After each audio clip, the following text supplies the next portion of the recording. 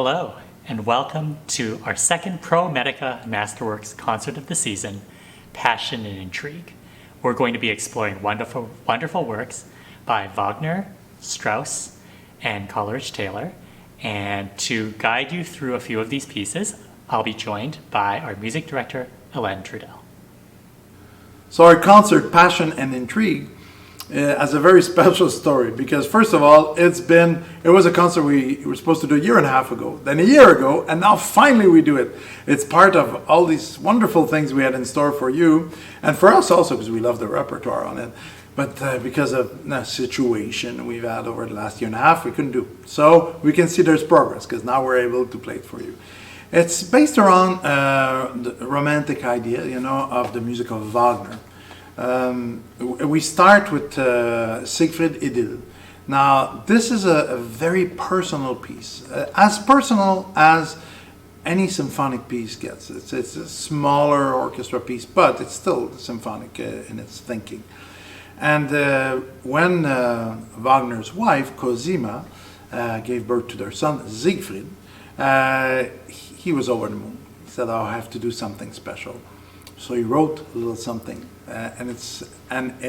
He got a bunch of musicians he knew very well to come and play at his house. So they were all, you can imagine, all downstairs where there's the living room and all that, and up the stairs, other musicians.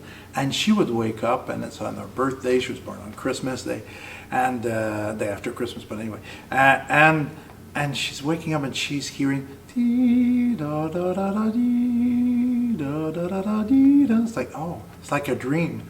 Imagine you wake up, it's like a dream. You have the new baby and hear this music that's coming up the stairs, and it was a lovely gift. So it's interesting, how Wagner, as some of you might know, might not have been the nicest of guys in a regular setting, but he really loved his wife. And this was a beautiful gift, the Siegfried Idyll, for his wife, for the birth of their child, and for her birthday, and in their own house like that it's been. And we tried to perform it for you with few musicians and getting to more and more musicians in the orchestra to give you the same kind of feeling, perhaps that not exactly the same kind, but the feeling of intimacy that there's there. Staying in the same spirit of intimate feeling. Actually, we could have called it Intimate Wagner, or because we think of Wagner, we think of the ring cycle. We think of orchestras of 115 musicians and the staging and brass and Wagnerian tubas and all that. But what we're playing today is this side that's very close to his heart. And the Wesendonck Lieder are another part of that. So we talked about Siegfried Idyll, which is, we talked about, it's very personal. This is also very personal. They're actually just Lieder with piano, and commissioned by Wesendonck, and actually Wagner was kind of having an affair with the singer, the woman there. So it's always complicated. The Romantic era, it seems like people were thinking very much, with their feelings, and not so much with their brains sometimes. And it makes for beautiful art, beautiful music. I don't know if life was so comfortable or made any sense, but it gives us the leg it gives us is this wonderful music that we have.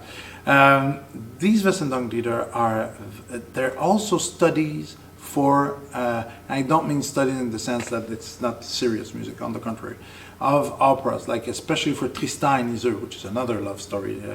And you can hear there's two movements in that are his tryouts for his huge Tristan and Isolde, but in the chamber setting. But he's able to make it sound very big and very large by using very appropriately the extra horns. And so it's like a Mozart orchestra, but you would have the winds by two. You have two horns and a trumpet. Now he just has one trumpet. Doesn't even have percussion, but he adds another two horns. So it creates that very nice and thick sound that we recognize in Wagner. As we do in all our programs in the Masterworks, we have something that's a little different in there, and that has to do with diversity also. We have this wonderful composer, Samuel Coleridge-Taylor, British composer, turn of the century as well, the 20th century, so we have to mention it now, right, because we're well off in the 21st. But he wrote a set of valses. So we're thinking with the Richard Strauss, it has a lot of valses in it, where Merwin and I were looking for another kind of valse. And of course, Merwin coming up with all these wonderful ideas. What about the characteristic valse? I said, oh, this is a great idea. So we're going to do two. I wanted to have one that connects well with the Strauss. And there's one that's called the Queen, the Valse of the Queen. So Maréchal and all that that music from nobility in Strauss. That's like it's kind of a period piece, you know, and it fits well with that piece by Coleridge Taylor, La Reine. So we have one valse that's kind of slow again, and that takes us more meditative, and then we have something with a lot of energy that I wanted to end with. In that little set of two valses by Samuel Coleridge Taylor. The Rosenkavalier has a very special place in my heart, I have to say. So it's a very short anecdote. But for me, it's the first opera I heard in concert. And I heard opera kind of late in my life. I was 19 years old. And I was hooked from the moment on, and I did opera, and that's one of the great loves of my life, is to conduct opera. Because, you know, it's a total art. You have stories, you have sets, you have costume, you have music, everything together, and you have the wonderful voice, right? So we didn't have a lot of money in Covent Garden in London, and we got some people who didn't want their tickets, or actually the people who were supposed to come with them didn't show up. And they basically sold us their tickets for how much. They said, how much do you have? And it was almost nothing. And they just basically gave us their ticket. And I had a most wonderful performance of the Rosenkavalier, which I fell in love with completely. And it wasn't my first time playing Strauss or knowing Richard Strauss, but it was like, wow. Yeah. So of course, when we think of Richard Strauss, we think of Zarathustra, you know, pam, pam, pam, pam. So people know that. You think of A Hero's Life, which we've played here. You think of Dylan Erlenspiegel, but mostly he was an opera composer, and he wrote some of the most wonderful and really moving, but also shocking operas of the beginning of the 20th century. He wrote Salome. That's wow. You know, Electra. And then, after writing all these shocking things, he writes this kind of Mozart, you know, opera, the Rosenkavalier, the Cavalier with the Rose. What it fits in this program that we have here, it's a love story. We're talking about passion, now we're talking intrigue. There's intrigue, a lot of intrigue in opera, and then this one is no different. I mean, it's basically three people. It's not a love triangle at the same time, but it's in different times. So, as a young man, our principal character falls in love with the Marshallin, but she's too old for him. But he's so much in love, and she's so nice to him. But she knows it's not going to last. And he's young, and he's idealist, and he thinks it's going to last forever. I don't know if some of you have lived that, but it's something that you're so sure of, and you have the other person who's much older that kind of knows a little bit more about life, and they say, I don't know if this is going to work out. And finally, usually it doesn't, right? And she lets him off like, easy, say, I'm too far along in my life. You're a wonderful person. You're going to have a great life. And, the usual, it's not you, it's me. And then he moves on, and he really doesn't think that's going to happen, right?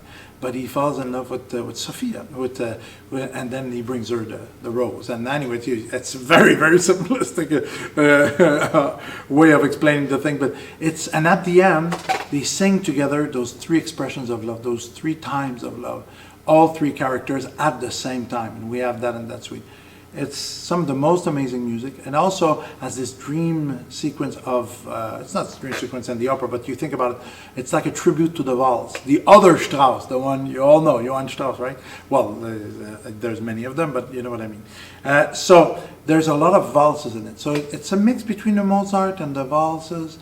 It's one of the best pieces ever written, in my opinion. And from that opera, he made a suite, about 20-25 minutes. Of music of best of in the opera. So what we're proposing to you with this suite is really a best of the opera. It goes from very energetic and lots of horn, because horn was his fetish instrument, because his father was a principal horn of the Munich orchestra. And there's a link there, right? The Munich orchestra, which his father was not very good friends with the conductor who formed his own orchestra, who was married with Cosima, the woman who became the wife of Wagner. So it's the Romantic era, and it's complicated and it's very weird.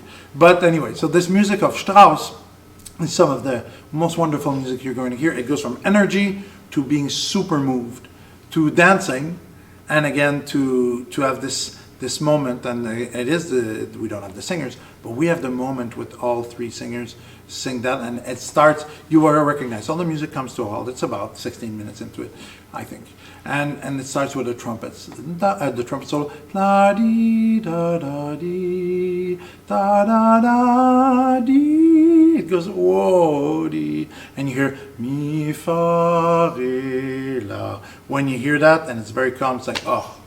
And you know you're there. Anyway, I like the piece. Maybe it shows. Okay, but I hope you enjoy it too.